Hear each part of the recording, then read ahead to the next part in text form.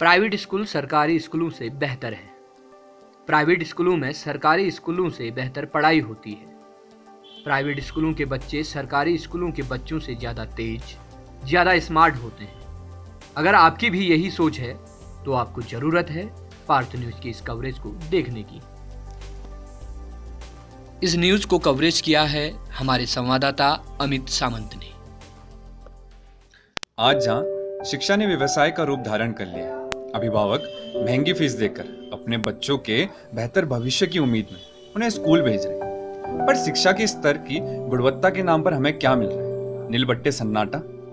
बच्चों को भारी भरकम किताबों से भरा बैग तो दिलवा दिया जाता है, पर उसी बस्ते के बोझ में उनका मस्तिष्क सिमटता जा रहा है। एक तरफ जहां आप हम अखबारों, टीवी, न्यूज चैनलों में सुनते आते हैं कि देश के हजारों लाखों सरकारी स्कूल बंद होने की कगार में, वहीं दूसरी तरफ आज पार्थ न्यूज आपको ऐसे प्राइमरी स्कूल से रूबरू कराने जा रहा है जिसके पिछले 2 साल के रिपोर्ट कार्ड ने हम सभी शहरवासियों को गौरवान्वित किया है। इस वीडियो में आप देखेंगे कि किस प्रकार प्राइमरी स्कूल में पढ़ने वाले दूसरी तीसरी क्लास में पढ़ने वाले बच्चे प्राइवेट स्कूल के 9-10 में पढ़ने वाले बच्चों को कड़ी टक्कर दे रहे हैं।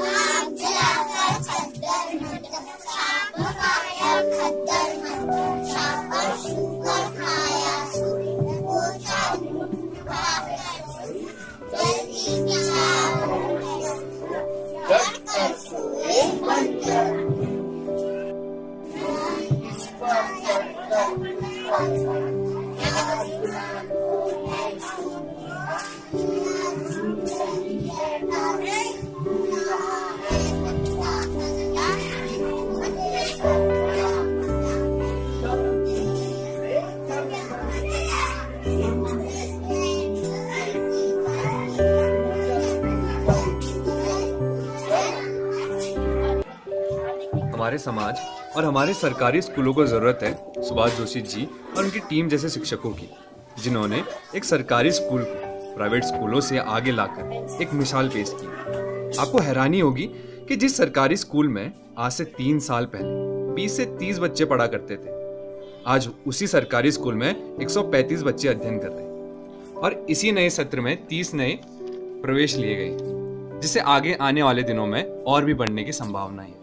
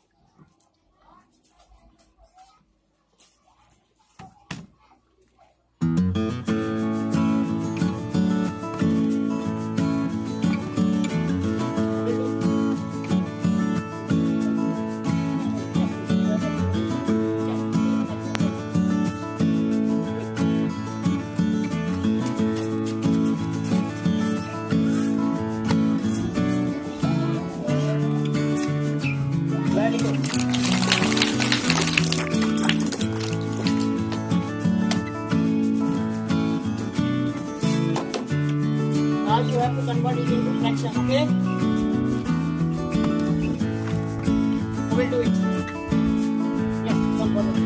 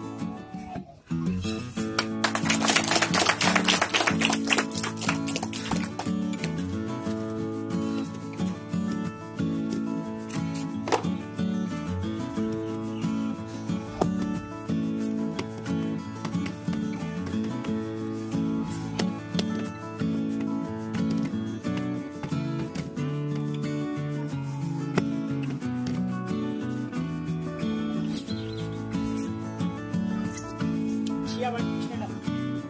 Read the question first, then you will come on.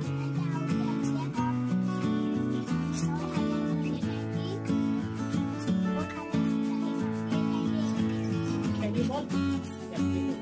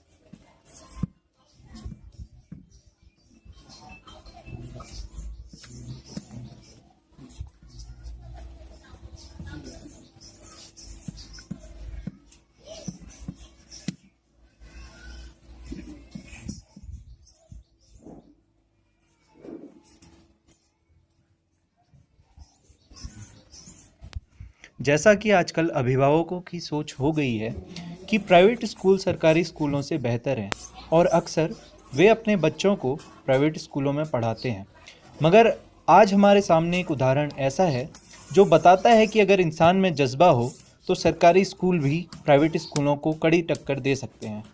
आइए आपको एक ऐसी घटना के बारे में बताते हैं जो आपको सोचने पर मजबूर कर देगी कि सरकारी स्कूलों के बारे में आपकी सोच कहाँ तक सही है। दो लड़कियां थी जो एक ही कक्षा में पढ़ती थी।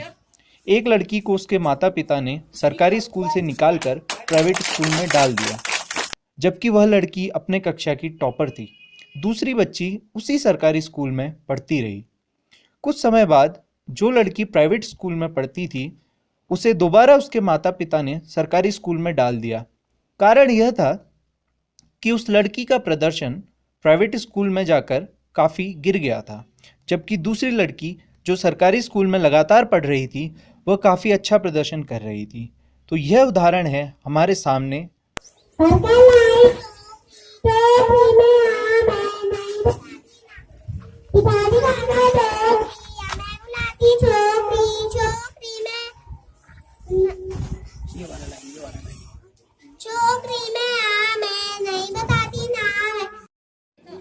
अरे लेट मी शो देम। देख लेते हैं कैसे।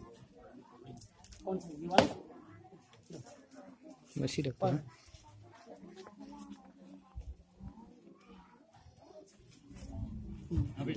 इसके अलग ये हैं, बस यही मैं आपको दिखाना। Thank you. इसकी मम्मी भी आई है ना? कहाँ से नहीं है मम्मी? ये आप दोषी हैं। You are the defaulter for this. Sir पिछले बार की हमारे स्कूल की छोटे बच्चों की टॉपर थी, इन्होंने यहाँ से हटा के पब्लिक स्कूल में ले गए। इस साल घूस भर के भेजा, अब मजबूरी में अब लाए हैं यहाँ पे। और आज हमारे ये जो गरीब घर के, इसके पापा ड्राइवर हैं, इसके पास इसकी घर की कंडीशन अच्छा। मुझे आई had my breakfast. Kasi Bulera, stand up and tell me the Hindi version of this sentence. मैंने अपना नाश्ता कर दिया था। Wow! Give him a big applause.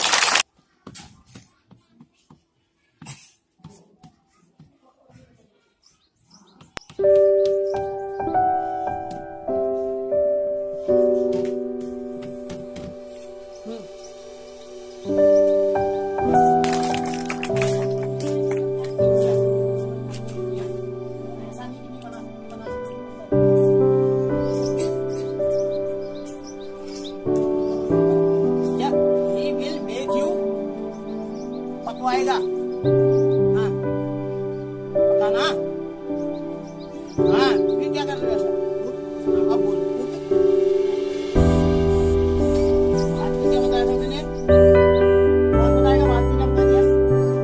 Yes right. लेकिन यहाँ पे तुम राइट से लिखोगे। राइट नहीं है। हाथ को पकाओगे, चावल को पकाओगे, बोल क्या कर सकते? ठीक है। ये प्रयास है कि इस विद्यालय से हम और लोगों को जोड़ें, क्योंकि अब ऐसा हो गया कि एक पब्लिक परसेप्शन बन गया, एक छवि बन गई है कि सरकारी विद्यालय में ज़रा गुणवत्ता कम होती है और प्राइवेट स्कूल हमसे कहीं बेहतर हैं करके। तो ये एक दृष्टिकोण है, लोगों का देखने का तरीका है। और सही बात यह है कि होता ये है कि जो बच्चे हैं ये नदी की धारा की तरह हैं, और इसके दो छोर या दो तट जो होते हैं, एक तरफ अभिभावक होते हैं और एक तरफ हम लोग यानी शिक्षक या प्रशासक जो है, जो उनके विद्यालय या उनकी शिक्षा की व्यवस्था देखते हैं, ये लोग हैं। अब ये होता ये है बेटा कि जब जो नदी जाती है उसे दो तट नहीं होंगे तो क्या होगा, ये बताओ मुझे। क्या होगा अगर नदी के किनारे तट नहीं होंगे तो क्या होगा? पानी क्या होगा? क्या करता है तट? क्या करता है? पानी की धारा को बनाए रखता है। तट नहीं होंगे तो पानी फैलेगा और एक स्थिति ऐसी आएगी कि पूरा पानी जमीन पृथ्वी सोख लेगी, नदी का अस्तित्व ही समाप्त हो जाएगा। यही बात बालक के साथ होती है। अगर एक तरफ से आप प्रयास करें और एक तरफ से हम प्रयास करें तो निश्चित तौर पे उनकी शक्तियाँ केंद्रित रहेंगी और वे अपने उद्देश्य को प्राप्त कर सकेंगे। नाम और क्या आपके बच्चे यहाँ पढ़ते हैं? जी नाम बताइए। नाम चंद्रपाल सिंह। बच्चा कौन सी क्लास में पढ़ता है आपका? 1 क्लास और 2 क्लास और 3 क्लास। अच्छा, सेकंड और थर्ड क्लास में है अभी। तो ये 5वीं तक ये स्कूल है, और किस तरह से, क्या पहले भी इसी तरह से पढ़ाइयाँ होती थी और कब से ये पढ़ाई हो रही है? पढ़ाई तो 3-4 साल से अच्छी हुई है, जब से जोशी जी सर आए हैं यहाँ पे जी। तब से। 5वीं तक है। आगे जाकर अगर आप 5वीं जब पास कर लेगा आपका बच्चा, उसके बाद आप अपने बच्चे को कौन से स्कूल में भेजेंगे? क्योंकि यहाँ डालना चाहते हैं ताकि ये जूनियर हाई स्कूल बन जाए। ठीक है। तो आपकी मांग क्या है सरकार से? सरकार से यही मांग है कि जूनियर हाई स्कूल हो जाए और हमारी प्रॉब्लम सॉल्व हो जाए, ताकि हम गरीब आदमी हैं। आदर्श प्राथमिक विद्यालय गुरना किस तरह से काम कर रहा है यहाँ पर? आदर्श विद्यालय गुरना बहुत अच्छा कार्य कर रहा है, जैसा कि और विद्यालयों में है। मेरे खुद के बच्चे यहाँ पे आ रहे हैं वहाँ पढ़ाई का स्तर बहुत नीचे है। मैं 3 दिन हुए हैं बच्चों को आए हुए और उसी में अंतर दिख रहा है। जबकि मेरा बच्चा तीसरी क्लास में पढ़ता है, अभी तक अ क ख तक अच्छी तरह से नहीं आ रहे थे। आज 3 दिन में बच्चे को 2 अंकों का मल्टीप्लाई, डिवाइड और बार खड़ी और थोड़ा थोड़ा हिंदी पढ़ना भी आ रहा है। तो इस प्राथमिक विद्यालय को आगे बढ़ाने के लिए आप यहाँ इस क्षेत्र के ग्राम प्रधान हैं, आप क्या कार्य करेंगे? मैं सर्वप्रथम तो यहाँ पर छात्र संख्या बढ़ाने का प्रयास कर ही रहा हूँ। जैसा कि पहले मेरे गांव से मेरा ही बच्चा आ रहा था, आज 6-7 बच्चे आ रहे हैं और शायद 2-3 दिन में कुछ बच्चे और बढ़ेंगे। प्राथमिक विद्यालय गुरना किस तरह से काम कर रहा है? देखिए, ये मेरा दूसरी मर्तबा मैं इस विद्यालय में आया हूँ। मैंने पहले भी अपने निदेशालय में जो बेसिक शिक्षा के अधिकारी हैं, निदेशक तक को अवगत कराया है कि मैंने अपने 19 साल के प्रशासनिक जीवन में इससे उत्कृष्ट विद्यालय नहीं देखा। न केवल एक अध्यापक की बात नहीं है, टीम भावना से विद्यालय में काम हो रहा है और बहुत ही उत्कृष्ट कार्य हो रहा है। और मैंने अन्य अधिकारियों, जनपद स्तरीय अधिकारियों को भी कहा है कि एक बार उसका अवलोकन करने के बाद कोशिश करें कि इसको दूसरे विद्यालयों में इसको रेप्लिकेट करें। आप इस विद्यालय के प्रिंसिपल हैं, तो किस तरह से आपने इस विद्यालय को इस ऊंचाई तक पहुंचाने का काम किया, थोड़ा हमारे दर्शकों को बताइए। दरअसल मैं जब 2015 में यहाँ पे आया प्रधानाध्यापक बनकर, तो उस समय जो था कि बच्चों की जो शैक्षिक स्तर था वो सामान्य था। तो मेरे मन में आया कि भाई जब हम अपने बच्चों से चाहते हैं कि वो कुछ बने, तो ये जो गरीब के बच्चे यहाँ पे पढ़े, इनके लिए क्यों न किया जाए कुछ। तो ये जो सवाल उठे, ये जो विचार आया हमारे में, इसके लिए जो है मैंने उसी दिन से ठान ली कि मैं कोई भी दिन जो है अपना मैं छुट्टी लूंगा और इवन अवकाश के दिन भी मैं विद्यालय में आकर जो कुछ बच्चों को पढ़ाया है उनका वो बरकरार रहे, उसका रिवीजन कराने में आता था। भले 3 घंटे के लिए आता था छुट्टी के दिन भी, लेकिन आता जरूर था। तो इससे क्या हुआ, जब रोजाना हम उसको पढ़ाते गए तो एक समय ऐसा आया कि वही जो एक कहावत है, practice makes a man perfect, ये जो है साकार रूप में मुझे भी समझ में आई लाइफ में, और ये हकीकत इसकी जो है इसके मतलब सिद्ध भी हो गया कि हाँ भाई ये सच है कि practice makes a man perfect. इस तरह से जो है आज जो कुछ हमारे विद्यालय में विद्यार्थी कर रहे हैं, मैं इसका जो श्रेय है वो देना चाहूँगा प्रैक्टिस को। अभिभावकों को विश्वास में लेना। निजीकरण के इस दौर में तमाम अभिभावक अपने बच्चों को प्राइवेट स्कूलों की ओर भेजते हैं, उनका विश्वास जीतना कितना संघर्ष रहा? उसके लिए जो है मेरे को केवल 1 साल का समय लगा। 1 साल का समय इस तरह से लगा कि जब मैं यहाँ पे जो है मैंने अपने ऊपर जो है पहले नियंत्रण किया। नियंत्रण कुछ इस तरह से किया कि जब 9:30 बजे स्कूल में पहुँचना होता था तो मैं 9 बजे पहुँच जाता था, और जब 3:30 बजे स्कूल बंद होता था तो मैं 4 बजे जाता था।